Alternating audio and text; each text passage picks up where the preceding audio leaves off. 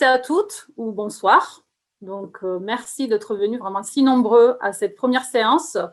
Donc, merci. Il y a des enseignants, après, je ferai la liste des personnes vraiment que j'ai tiens à remercier, mais vraiment, il y a des enseignants, des étudiants, des élèves. Je vois aussi des auteurs, donc bien sûr Bernard Friot, mais il y a aussi Laurent Contamant que je vois dans le public, donc qui est avec nous ce soir et que je remercie de sa présence.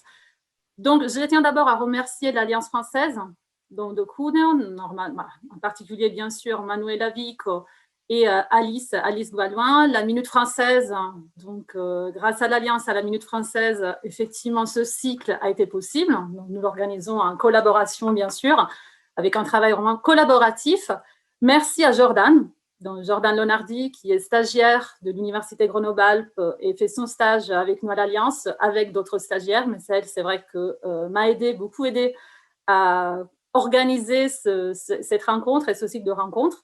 Merci au public, bien sûr, et notamment merci aux classes qui participent à l'atelier de lecture Lirado, donc j'en parlerai plus tard. C'est un atelier de lecture créative où je propose des activités, je propose la lecture de certains auteurs, dont Bernard Friot, donc c'est pour ça que Bernard est là aussi. Laurent Contamant, Janine Tesson, donc les deux auteurs qu'on va rencontrer au mois de mars et avril. Et bien sûr, merci à Bernard Friot, donc, qui a accepté d'être avec nous aujourd'hui, avec lequel on va commencer ce cycle de rencontres qui s'appelle, vous le savez, Vous les aimerez. Donc, on va connaître un peu plus ces trois auteurs que vous connaissez déjà tous. Et voilà, à peu près juste pour vous donner une idée de la structure de la rencontre, donc on va travailler de la même manière, donc discuter, dialoguer de la même manière avec tous les trois auteurs. Donc, une première petite partie d'échange avec moi, donc je vais poser quelques questions aux auteurs, notamment aujourd'hui, bien sûr, à Bernard, donc pour échanger par rapport à certaines œuvres en particulier. Et ensuite, vous voyez le chat qui est très actif déjà. Et c'est là que vous pouvez poser toutes vos questions. Et ce sera Jordan qui ensuite dira quelques questions. Donc, je pense qu'il y aura beaucoup de questions. Donc, c'est pour ça que je vais être rapide parce que je pense que le public aura envie de poser beaucoup de questions. Donc, voilà, donc merci Bernard, merci d'avoir accepté de participer à cette première rencontre qui portera en particulier sur la poésie. Donc, nous avons pensé, quand nous avons pensé à ce projet, de consacrer un petit peu chaque séance, chaque rencontre à un genre. Donc, on va commencer aujourd'hui avec la poésie.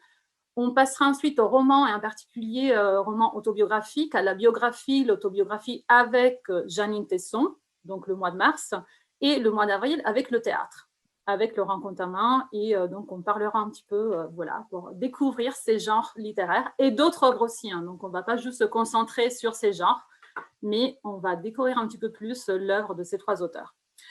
Donc voilà, pourquoi la poésie? Et après, je laisse bien sûr la parole à notre poète, notre écrivain Bernard Friot. Donc la poésie qui a peur, qui fait Non, les c'est yeux. le mot poète, on raye. Oui, Voilà. oui, non, je sais, parce qu'on a discuté justement de ça aujourd'hui, et tu vas justement nous donner ton idée par rapport à la poésie. Donc voilà, ton point de vue sur la poésie. Alors, pourquoi la poésie, en fait, comme sujet central de cette rencontre? Parce que Bernard, tu écris de la poésie, tu écris autour de la poésie, donc on verra notamment certains ouvrages qui parlent de poésie, mais qui sont par exemple de textes en prose, donc pas forcément de poèmes, et tu es aussi lecteur de poésie. Donc on a pas mal discuté, échangé par rapport à cela, tu es lecteur de poésie, et notamment dans certaines œuvres, toi, tu as proposé la lecture de poèmes comme, je dirais, élément déclencheur, point de départ, source d'inspiration pour certaines activités et pour passer à l'écriture. Donc, c'est pour ça qu'on a décidé de commencer justement sur la poésie. Et pour cette raison, voilà, on a sans doute pensé à toi. Donc, voilà, moi, je commencerai par une citation. Donc, je commencerai par une citation de toi. Donc, tu dis souvent, et c'est une phrase que je trouve extraordinaire, donc tu dis que la poésie est démocratique. Donc, plusieurs fois, j'ai entendu te dire que la poésie est démocratique, un genre pour tous. Donc, voilà, je te laisse la parole sur cette question. Alors, pourquoi, selon toi, la poésie est démocratique? Pourquoi c'est un genre pour tous? Et voilà, après, on essaiera un petit peu d'explorer ton monde poétique et tout ce que tu as. Bon, c'est pas possible de parler de tout ce que tu as fait par rapport à la poésie, mais voilà, nous donner quelques idées, quelques pistes de réflexion par rapport à tes œuvres, tes ouvrages sur la poésie. La première chose, c'est que la poésie n'est pas un genre, mais un rapport à la langue. C'est pas moi qui le dis, mais l'écrivain haïtien Lionel Trouillot. Et je pense que c'est juste, dans la mesure où on peut dire aussi que la poésie n'est pas seulement dans les poèmes. La poésie est une façon d'écouter la langue. Et c'est notre premier rapport à la langue. Dans le sens que quand un enfant, déjà dans le ventre de sa mère, entend la voix, d'abord il sent des vibrations et il entend des sons particuliers, les sons de la voix qui sont produits par le corps de la mère et qui atteignent son propre corps. Ensuite, quand il est né, l'enfant, il entend toutes sortes de bruits et petit à petit, il va distinguer les voix et dans les voix, il va distinguer aussi des modes particuliers de dire. Or, on s'adresse beaucoup aux enfants dans les premiers mois à travers des berceuses, à travers des comptines, à travers des petites poésies. Et c'est une façon particulière de parler. On sait qu'il n'y a pas de dialogue encore. On sait que l'enfant ne comprend pas les mots, mais il reconnaît peu à peu ces sons particuliers, les sons de la langue qui l'entoure. Et donc, la langue est d'abord musique pour lui. Le premier rapport à la langue d'un enfant, c'est le rapport poétique, puisque l'enfant, il ne comprend pas les significations, le sens des mots, mais la musique, la matérialité de la langue. Et très tôt, un enfant produit des sons qui sont liés à la langue qu'il entend. Je donnais l'exemple des fumetti français, des bandes dessinées françaises, où un enfant qui pleure, il fait ouin en utilisant la voyelle nasale un qui n'existe que en français, tandis qu'un bébé italien va crier d'une autre façon. Donc c'est la première chose. Et la poésie est démocratique aussi parce que comme le dit Denis Roche, en dépit de l'opinion commune, la poésie est le genre le plus facile et le plus ouvert. Et quand on apprend une langue étrangère, on s'aperçoit qu'avec 10 mots, on peut déjà écrire un poème. Et parce que c'est la parole concentrée, c'est la parole qui joue aussi non seulement sur la signification, mais sur le son des mots et sur toute la force de la parole. Et on peut communiquer très tôt par la poésie quand on apprend une langue étrangère. Et puis aussi, mon expérience, vraiment 1000 fois répétée, et que quand je fais des ateliers d'écriture avec des jeunes, avec des adultes, avec des enfants, quelle que soit leur origine, quel que soit leur niveau social, quel que soit leur niveau scolaire, la poésie est égalitaire. Elle donne les mêmes chances à tous. Et c'est ça qui est extraordinaire, c'est que pendant ces ateliers, tous arrivent à dire quelque chose de vrai d'eux-mêmes grâce à la poésie. C'est beaucoup plus facile qu'un récit qui demande construction, qui demande maîtrise d'autres compétences. Voilà. Et puis, dernièrement, c'est aussi qu'en poésie, il n'y a rien de juste et de faux. Il y a plus ou moins, c'est-à-dire certains mots, certains vers vont dire plus, produire plus d'effets chez le lecteur que d'autres, mais rien n'est juste ou rien n'est faux. Même la grammaire, en poésie, on peut la bousculer, la modifier, la réinventer. Justement, par rapport aux ateliers autour de la poésie, donc je pense notamment à ton ouvrage, donc c'est, voilà, je ne sais pas si vous voyez la couverture, donc En été de poésie, d'amour et de vie, qui parle de poésie et qui parle d'ateliers de poésie. Est-ce que tu peux nous dire quelque chose de plus par rapport à ce livre et par rapport au rôle que la poésie joue dans le cadre de l'histoire?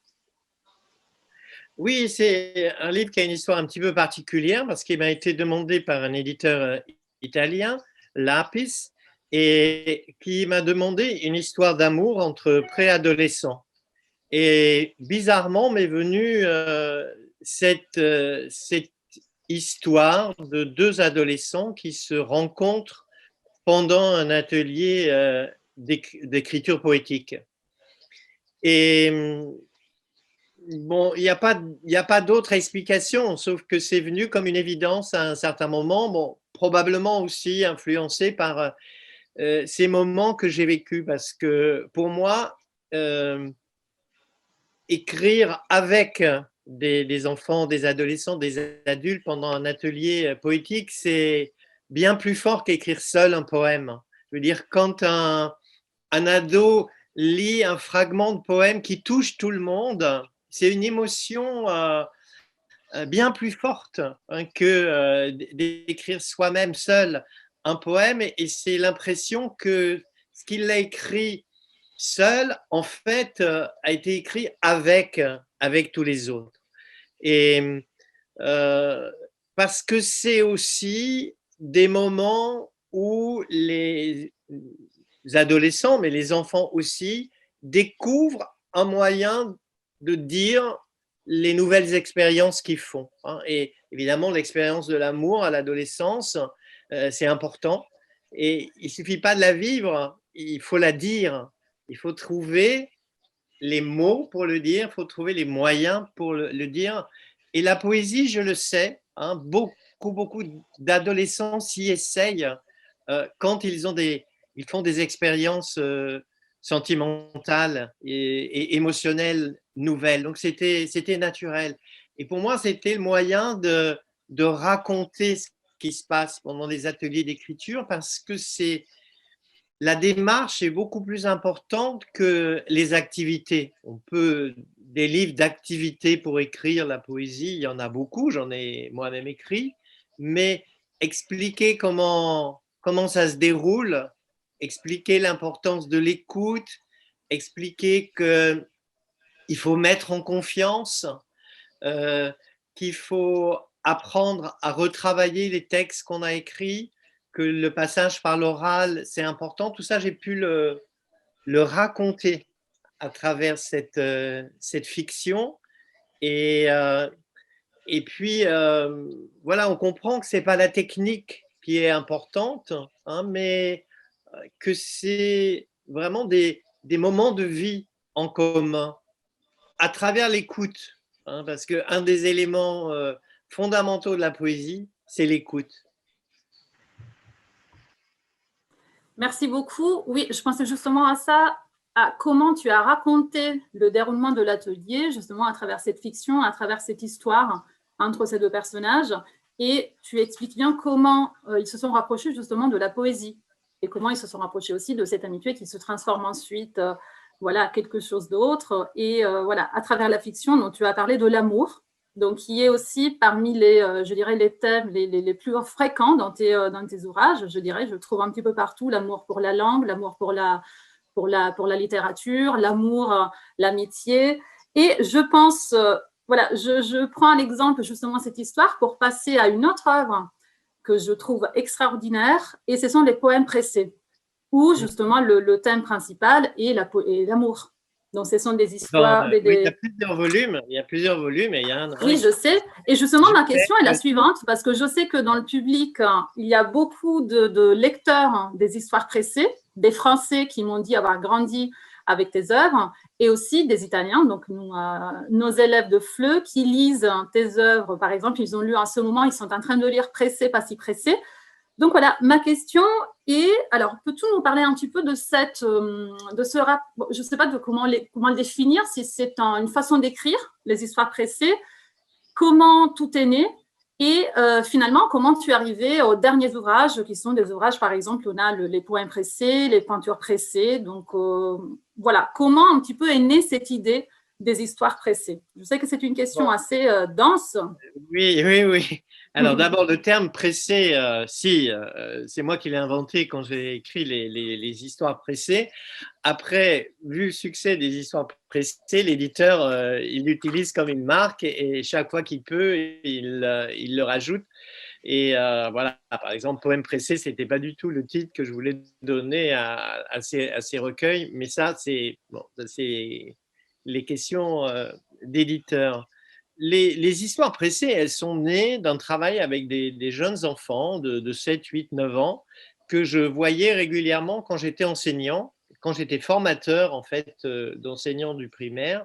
J'allais régulièrement dans une classe et j'ai commencé à écrire les histoires que me dictaient des enfants individuellement. Je voyais qu'ils avaient envie d'écrire des histoires, mais qu'ils avaient du mal. D'abord du mal à tenir le stylo, du mal avec l'orthographe. Mais moi, je leur servais de secrétaire. C'est ce qu'on appelait à l'époque la dictée à l'adulte. Vraiment, ils me dictaient leur histoire. Et l'intérêt, c'était qu'il y avait tout de suite une interaction. C'est-à-dire, si je ne comprenais pas quelque chose, bah, je posais la question. Tu me dis, il, c'est qui il Voilà, et tu m'as parlé de tel personnage, mais maintenant, qu'est-ce qu'il fait? Donc, ça les aidait à construire des histoires plus cohérentes. Et parfois, ils me dictaient des longues histoires. Et j'ai beaucoup appris d'eux. Et j'ai pris l'habitude aussi d'écrire pour certains de ces enfants qui avaient du mal à lire des textes un peu longs. Donc, je leur laissais une histoire courte et pour les encourager à lire. Et c'est petit à petit que j'ai développé, j'allais dire, un style un petit peu particulier, très concentré. Et c'est seulement après, quand une institutrice m'a conseillé d'envoyer ces textes à un éditeur, que c'est devenu un livre. Mais vraiment, on peut dire que ces textes sont nés dans le contact, dans le dialogue avec les enfants.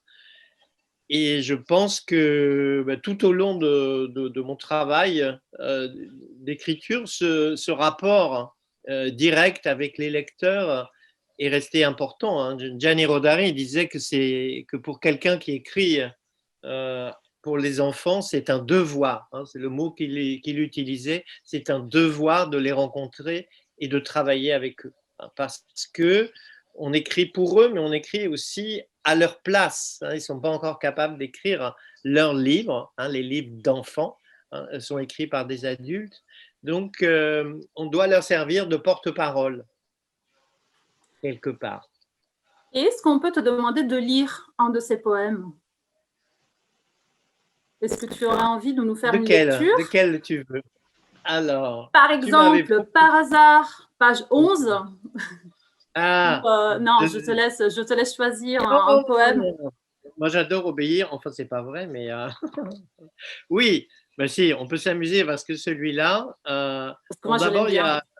voilà, il y a je ne sais pas si vous le voyez, mais il y a un élément qui est important, qu'on a beaucoup développé avec le graphiste, hein, c'est la mise en page. Et c'est l'idée que le poème est comme une partition musicale et que juste avec la typographie, on peut donner des indications musicales de hauteur, de volume, etc. Celui-là, il faut un peu le crier, quoi. Il faut un petit peu de voix. Je le crie sur les toits, je le hurle à la lune, je grimpe au mur en y pensant, je saute en l'air en le disant, je t'aime, je t'aime, je t'aime à la folie. J'en ai des frissons dans le dos, les cheveux qui se dressent sur la tête, les dents qui claquent, les genoux qui tremblent, yeux exorbités, doigts de pied électrisés. Oh là là, c'est excitant, exaltant, étonnant, époustouflant, vraiment d'aimer. Bon, Merci beaucoup. comment dire, on n'est pas obligé de se prendre au sérieux quand on écrit de la poésie, ni quand on la lit. Hein. Ça, c'était vraiment un défi parce que l'amour, évidemment, c'est le thème tarte à la crème de la poésie. Mais je m'étais rendu compte qu'en fait, il y avait très peu de poèmes d'amour pour les jeunes. Ce qui est bizarre, c'est que ce livre, c'est devenu vraiment un livre pour tous et que très souvent, c'est des adultes qui l'achètent pour des adultes. Donc, l'amour n'a pas d'âge et la poésie n'a pas d'âge. Et j'ai aussi, je pense aussi à d'autres. Tu as parlé justement de l'importance au niveau graphique aussi de l'écriture, donc il joue un rôle important dans cet ouvrage. Ça me fait penser aux calligrammes, que je pense aux élèves qui sont là, qui sont en train peut-être d'étudier les calligrammes, Apollinaire. Donc on pense effectivement à la forme, à l'esthétique du poème. Et il y a aussi un autre poème qui me fait penser effectivement à plusieurs, au niveau graphique et aussi au niveau du choix dans l'écriture, qui me fait penser à d'autres poèmes que tu as rédigés dans d'autres recueils. Et ça, après, on va parler aussi du dernier livre sur lequel on va parler, avant de laisser la parole au public. Donc, c'est par exemple la page 154, où tout joue autour de l'alphabet. Donc, il y a toujours l'amour qui a un rôle important. Donc, je me posais la question de la contrainte. Donc, il y a tu t'es posé comme une règle de respecter l'alphabet et d'inventer donc tes textes. Et c'est la même chose qu'on voit, par exemple, dans À la lettre, dans ton texte, ton œuvre, qui est vraiment un alphabétier poétique.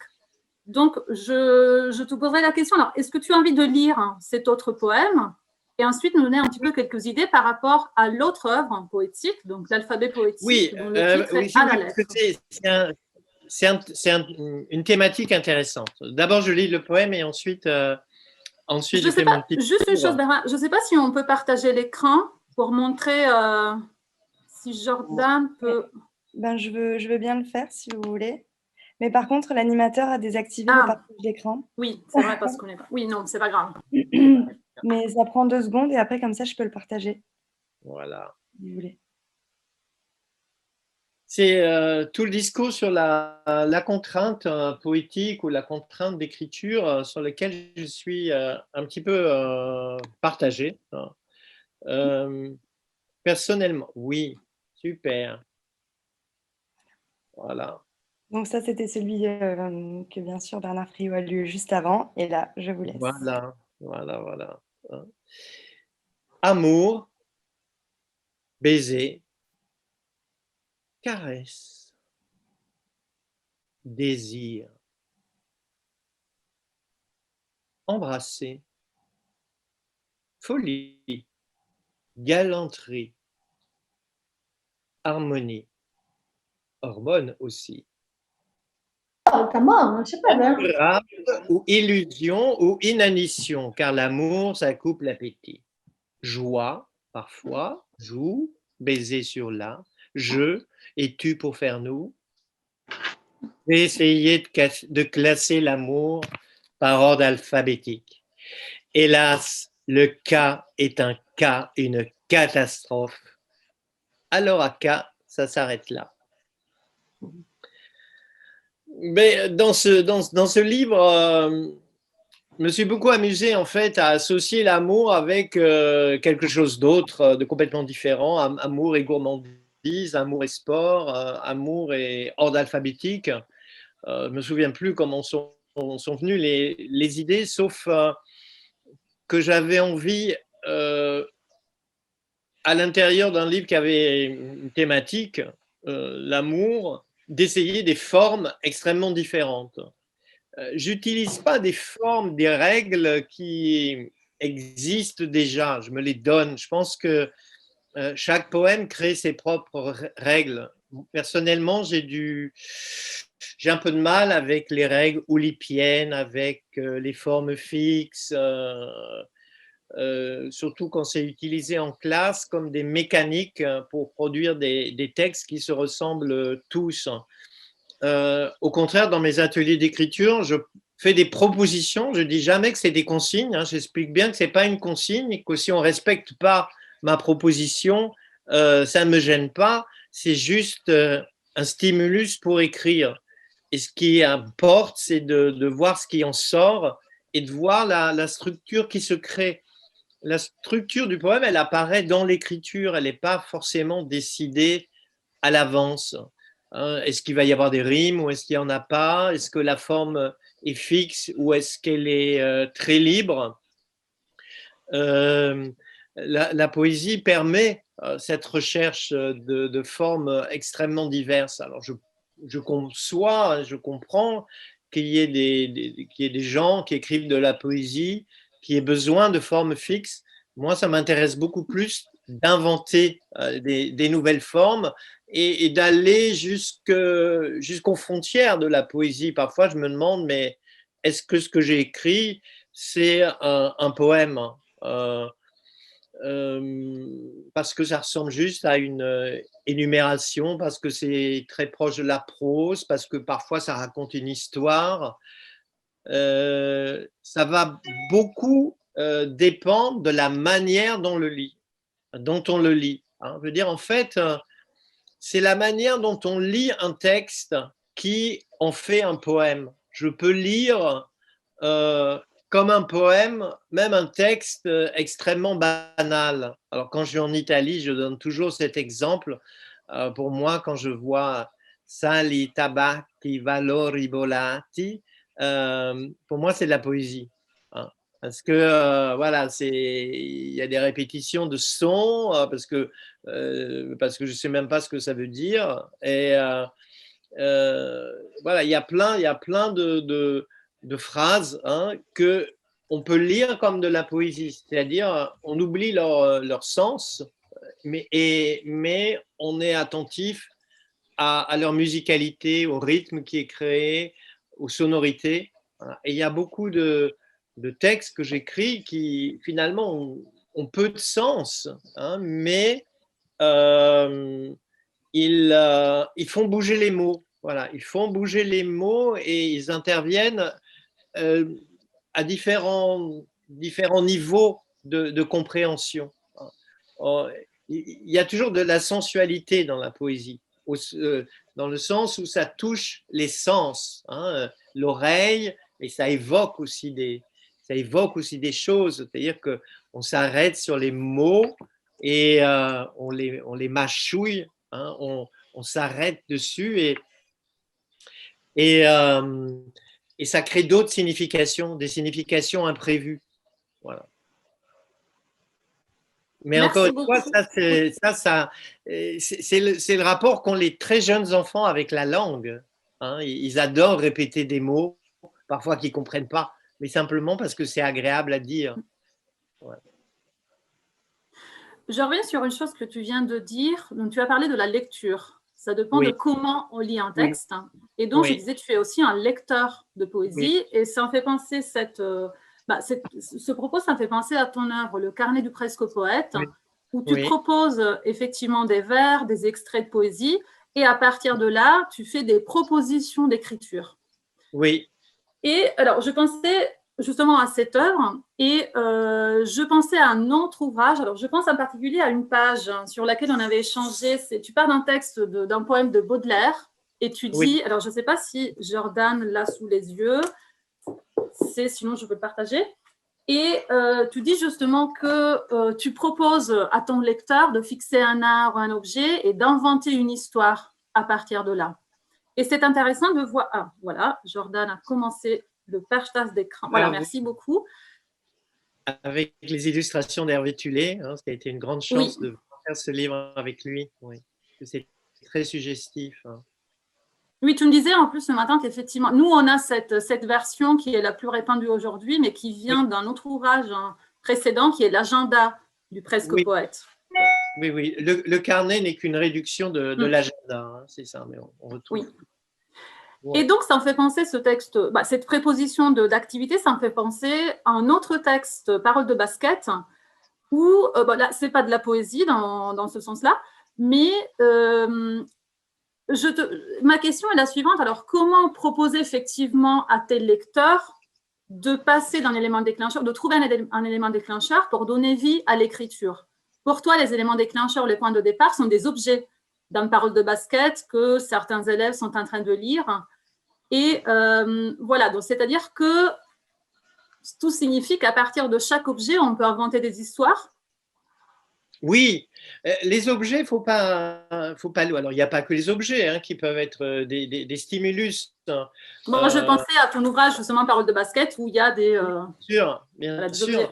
Mais ce qui m'a toujours frappé dans les objets, c'est qu'ils sont le produit des hommes. Hein, je veux dire, ils sont fabriqués par les hommes et ils sont utilisés par les hommes. Et donc, quand je vois un carnet, voilà, quand je vois ce carnet, bon, il a une histoire, il a été, il vient de quelque part, il est utilisé, il a voyagé, etc. Je veux dire, il me raconte quelque chose de ma vie parce qu'il m'a accompagné pendant un certain temps dans ma vie.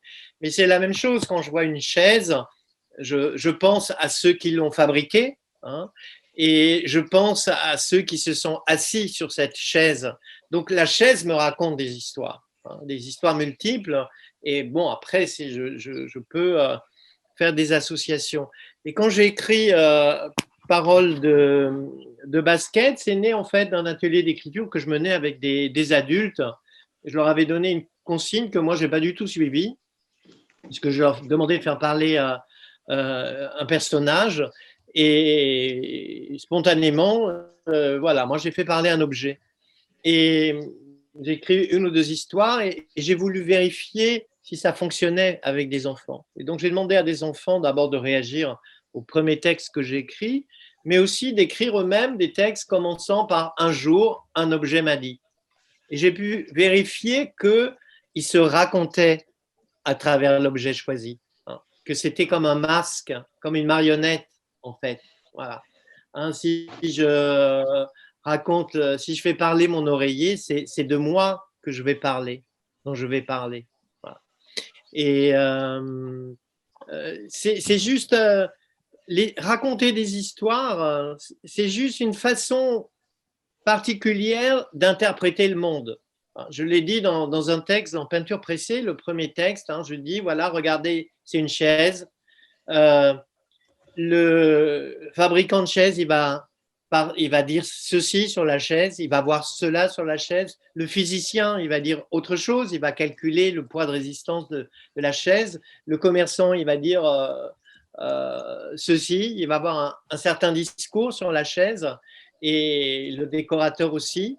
Et le peintre peut avoir un autre discours, et le raconteur d'histoire, l'écrivain, il va avoir un autre discours, et tous ces discours sont justes.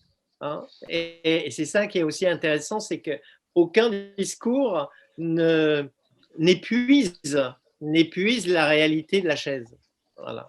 C'est ça qui m'intéresse. Et quand on me demande d'où viennent les idées, mais j'ai dit regardez autour de vous. Hein, les histoires, elles sont partout. Hein, je veux dire une basket, une chaussette. Voilà, la chaussette que j'enlève le soir, hein, elle me raconte une part de mon histoire de moi-même. Surtout si elle est trouée et surtout si elle a perdu sa copine. Voilà. Merci beaucoup. Et tu as répondu à une question qui a été posée par un élève de l'école secondaire, Istituto Secondario di Savona, qui justement posait la question d'où tirez-vous votre inspiration? Et c'était une question, une très belle question que je pense est partagée un petit peu par tous. Donc oui. Voilà, voir. Sauf que je dis tout de suite, l'inspiration, ça n'existe pas. Hein, je veux dire, on dit en français d'où puisez-vous votre inspiration, comme s'il y avait une fontaine et puis on allait chercher l'inspiration. Non, on utilise son imagination, hein, et l'imagination, le principe de l'imagination, c'est l'association.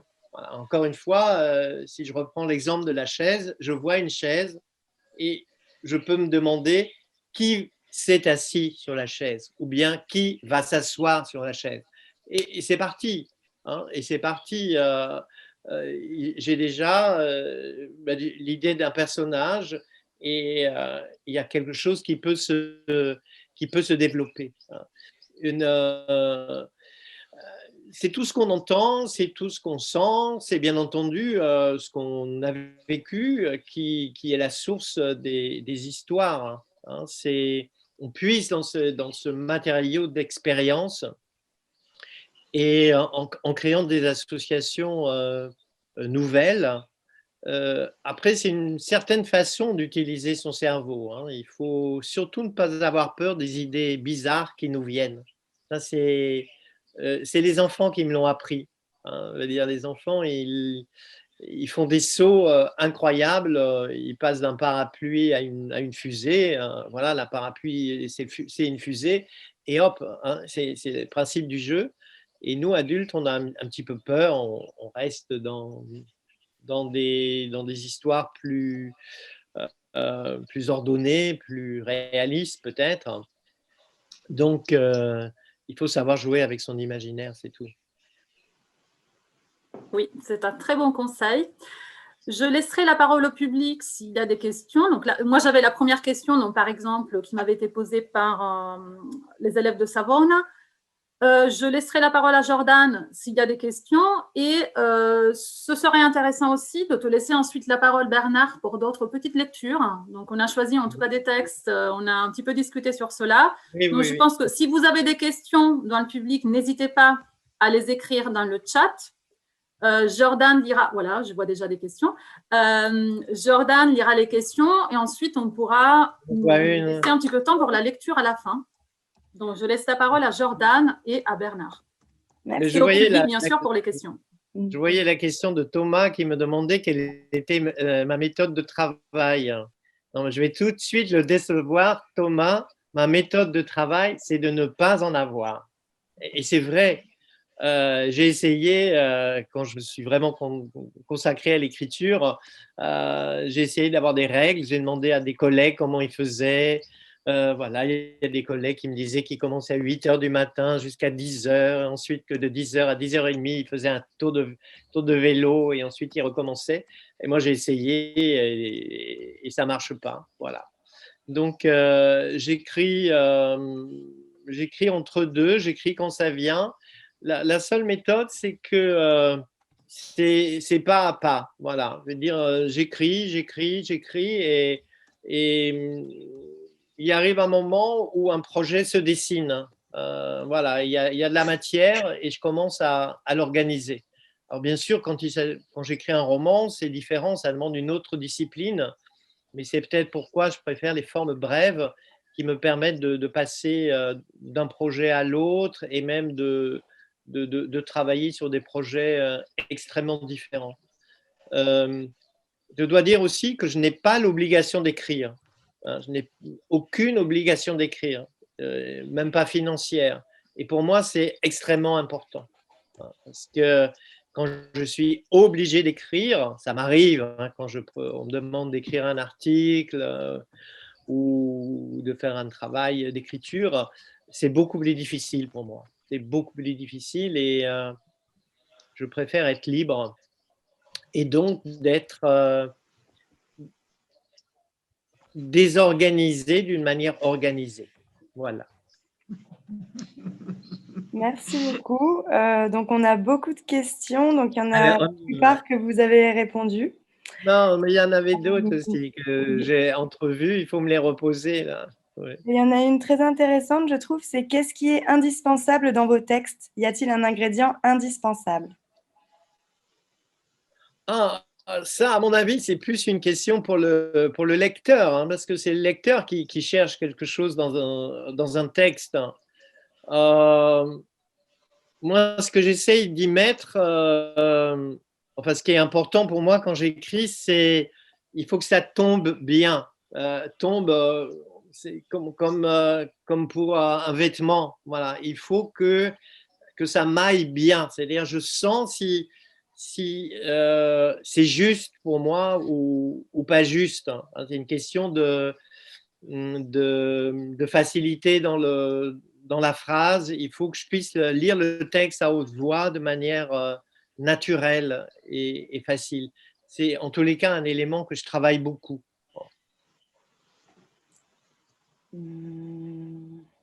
D'accord. Et ensuite, on en a quelques-unes. Par exemple, quel écrivain vous lisez? Un peu plus large, mais une ouverture sur l'horizon. Moi, je suis un lecteur qui lit tout et n'importe quoi. Enfin, je veux dire, enfin, tout et n'importe quoi. Non, faut pas exagérer, mais je suis un lecteur très éclectique. parce que c'est mon histoire avec la lecture. Quand j'étais petit, je n'étais pas dans une famille où on lisait beaucoup, mais on me laissait lire ce que je voulais, ce que je trouvais. Et parfois, je lisais des livres d'adultes, même quand j'étais enfant. Et après, je lisais une bande dessinée, je lisais des romans classiques et puis des romans d'espionnage. Et jamais personne m'a dit ça c'est bien, ça c'est pas bien. Ça ça il faut lire et ça il faut pas lire. Et, euh, et pour moi ça c'est vraiment important, quoi. La lecture, je me demande pas si c'est de la grande littérature ou de la petite littérature, parce que là aussi ça dépend de comment on lit. Hein, parfois, je tombe sur un roman, je ne sais pas moi, ce qu'on appelle un roman de gare, un roman facile, mais ça peut être très intéressant de savoir comment c'est fait. Et de toute façon, si ça ne m'intéresse pas, je ne le termine pas. Donc, je lis plein d'auteurs, et puis voilà, il y a des périodes où je lis des auteurs anglais du 19e, et après la littérature italienne ou la littérature russe. Et je ne peux pas vous citer. Voilà. Les derniers livres que j'ai reçus, vous n'allez pas y croire, ben voilà, c'est ça. C'est des vieux livres de cuisine. En plus, alors là aussi, vous voyez, regardez, j'ouvre ce livre, pas de quand ça date, hein, c'est les bonnes recettes du jardin des modes. Et quand je lis, j'ouvre le livre, il y a plein de papiers découpés, il y a d'autres recettes, il y a des lettres. C'est incroyable, c'est toute une vie qui est là-dedans. Et ça, voilà, ça c'est, je trouve que c'est aussi important, c'est-à-dire, on parle des livres, mais la lecture, c'est pas simplement, elle n'est pas faite seulement du livre. Hein. C'est encore Gianni Rodari qui dit la lecture est un moment de vie. Hein. Et ce qui est important, c'est ce qu'on vit avec un livre. Voilà. Et le livre n'est qu'un des éléments de la lecture. Hein. On peut, voilà, si un ami très très cher vous offre un livre qui a priori vous intéresse pas, vous allez le lire parce que vous avez une relation particulière avec cet ami, et vous allez le lire d'une manière différente et beaucoup plus positive. Donc, puis tout dépend à quel moment arrive le livre dans votre vie. C'est ça que je trouve intéressant, c'est-à-dire que là aussi, le lecteur, il transforme le livre. Chaque lecture est un moment de vie particulier. Hein, il y a le texte, mais il y a aussi le contexte. Et là-dedans, ben voilà, ça se voit, hein, parce que voilà, ça a été, je ne sais pas par qui ça a été lu, mais regardez, il y a plein d'écritures. C'est incroyable. Là, c'est plus qu'un moment de vie, c'est un moment d'histoire. Hein, donc, je suis très impatient de feuilleter ce livre, et peut-être que je ferai dire. Je vais pas le lire uniquement comme un livre de recettes de cuisine. Peut-être que je ferai aucune des recettes de ce livre, mais je vais le lire comme un témoignage de vie. Voilà. Je vais essayer d'imaginer qui a utilisé ce livre. C'est incroyable, hein. Voilà. Du coup, en parlant de partage… Ah, pardon, allez-y. Voilà. Juste pour dire que c'est ça. Pour moi, la lecture, c'est ça, quoi. C'est pas seulement les histoires des livres, c'est les histoires des gens qui les lisent. D'accord, merci beaucoup. Et du coup, en parlant de partage et de langue, on a retenu une petite question qui parle de l'italien. Et du coup, je vais vous la lire. C'est: nous savons que vous parlez italien. Qu'aimez-vous de la langue italienne et pensez-vous écrire un livre directement en italien? Ah, questo l'ho già fatto. Ho già scritto 2 o 3 libri direttamente in italiano. Sì. Il primo si chiama, è anche un libro sulla poesia, perché si chiama, come si chiama questo libro? Io vorrei scrivere una poesia. È un albo illustrato. Et voilà, et puis j'en ai écrit encore un autre, oui, dont j'ai oublié le titre, en italien. Alors, qu'est-ce qui me plaît de l'italien? Je dirais que c'est la parole abbraccio. Hein? Abbraccio. Parce que c'est comme ça qu'on termine en général les mails, hein, un abbraccio. et on en parlait avec Chiara aujourd'hui. En français, c'est le mot accolade, hein, alors qu'on a le mot embrasser, hein, qui est formé comme abbraccio, hein, avec le mot bras. Mais embrasser maintenant, chez nous, ça veut dire baciare. Et c'est pas seulement le mot, c'est que ça correspond à la réalité. C'est que quand on se rencontre avec des amis, hein, ben voilà, on se touche, hein, on fait et si abbraccia. Et ça, on le fait pas en France. Et en apprenant l'italien, j'ai appris aussi à utiliser mon corps d'une autre manière, à oser abbracciare les personnes. Hein. Et je veux dire, pour moi, je pense à un abbraccio particulier le jour où j'ai rencontré quelqu'un qui est devenu une grande amie et qui est une grande écrivaine italienne, Giusy Quarenghi. Et on se connaissait à travers les livres. Et quand je l'ai rencontrée la première fois à Milan, ça a été un abbraccio molto forte, parce que je sais qu'elle avait vécu un moment très difficile, la mort de son mari. Et il y a tellement d'émotions qui est passé. Et voilà, ça m'a. Chaque langue nous permet de vivre différemment, voilà, d'être autre et d'exprimer des choses qu'on ne peut pas exprimer dans les autres langues, parce que c'est lié à une culture. Voilà, c'est ça qui m'intéresse dans l'italien. Hein. Peut-être ce côté beaucoup plus affectueux, direct, ou aussi, par exemple, on ne fait pas la différence entre le métier et la personne. Hein. En France, c'est plus difficile, c'est plus catégorisé. E poi la letteratura, e poi tante altre cose. Grazie mille. Et j'avais une dernière petite question, parce qu'en plus on parle de l'italien et c'est quand même une langue assez musicale. Que pensez-vous de l'opération de mettre en musique vos poèmes? Ah, questo mi piace molto, sì, sì, sì, sì, sì. Non, moi j'écris beaucoup avec de la musique parce que ça m'aide à me concentrer et je pense que ça transparaît dans les textes. J'aime beaucoup la musique classique, l'opéra aussi, et aussi tous les chansons à texte, de toutes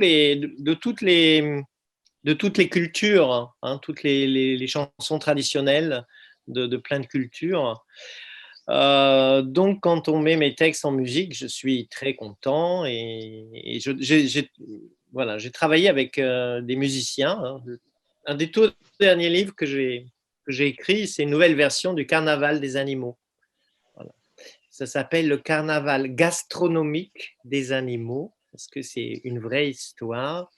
Parce que ça, c'est un autre thème dont on n'a pas parlé. Si, c'est moi qui en ai parlé, hein, parce que il y a l'amour peut-être dans mes livres, mais il y a tout autant la nourriture. C'est aussi important. E così mi sento molto bene in Italia perché sì, la convivialité, elle passe aussi par la nourriture. Hein. Voilà. Ma dico sempre che cosa si fa con la bocca? Si parla con la bocca, si mangia con la bocca e si bacia. Voilà, 3 thèmes importants, hein? La parole, la nourriture et l'amour. Tutto con la bocca. Voilà.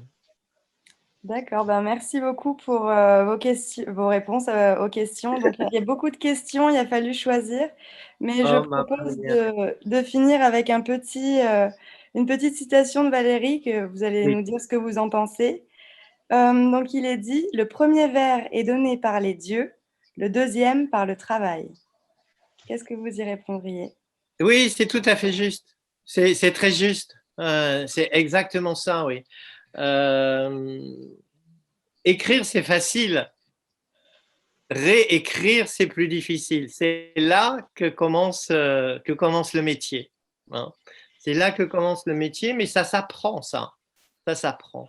Hein. Le premier mouvement ne s'apprend pas, vraiment. Hein. Mais le deuxième mouvement, ouais.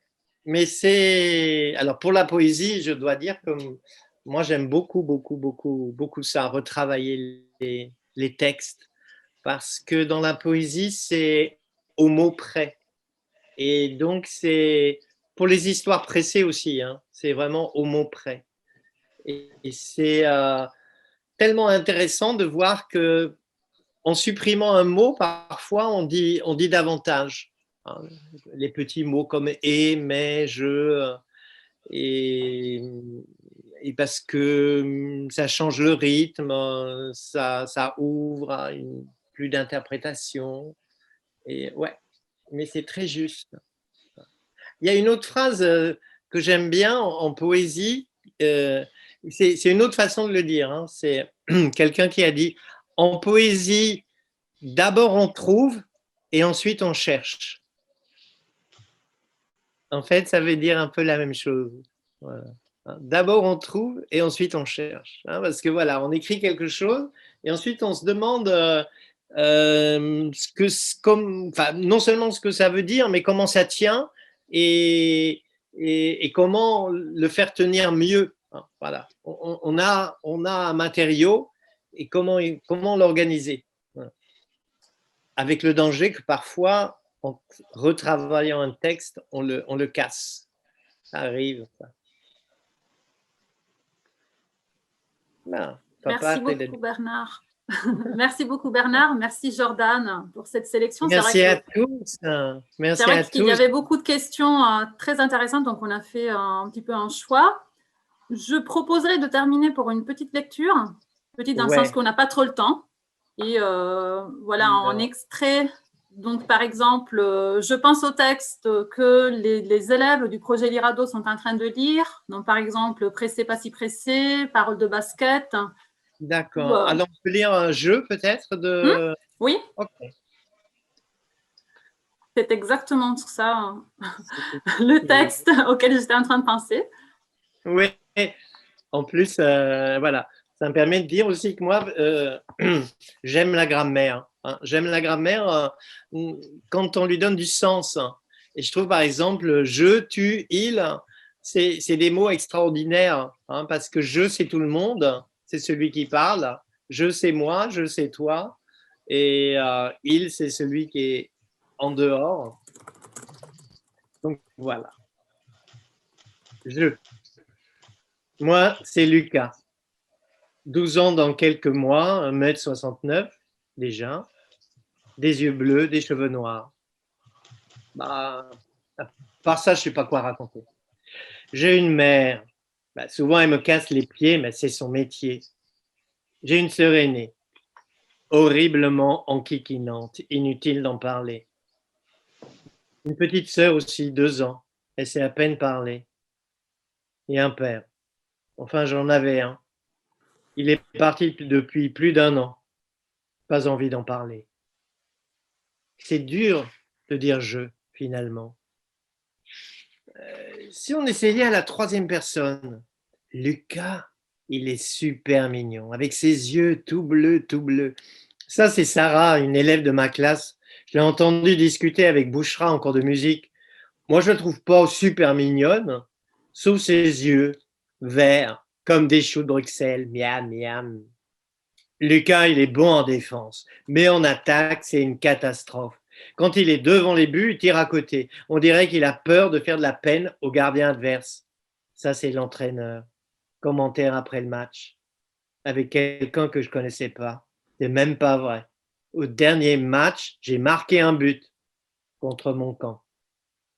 J'en ai marre de lui, je le hais. Tu sais ce qu'il a fait? Il a découpé mon t-shirt avec un cutter. Il est malade, je te dis, mais il va le payer très très cher. Ça, c'est Élodie au téléphone avec sa grande amie Fouzia. C'est elle qui a commencé. Elle m'a piqué mes lunettes de ski, des bongs dernier cri. Elle nie, mais je sais que c'est elle. Pas génial, la troisième personne. Et à la deuxième, qu'est-ce que ça donnerait?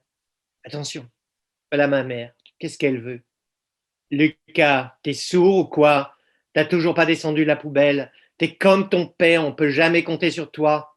Et t'as vu cette chambre? Il va me faire plus plaisir de ranger ce foutoir. Ne crois pas que je vais le faire à ta place, t'es plus un bébé quand même. Hé, stop! On peut couper le son, s'il vous plaît? Je la connais par cœur, cette chanson. Couplet et refrain. Non, décidément, la deuxième personne, ça ne vaut rien. Alors, ce sera je, définitivement. À moins qu'un jour, il y ait un nous, nous deux, amoureux. Et vous, qu'en pensez-vous? Oui, vous.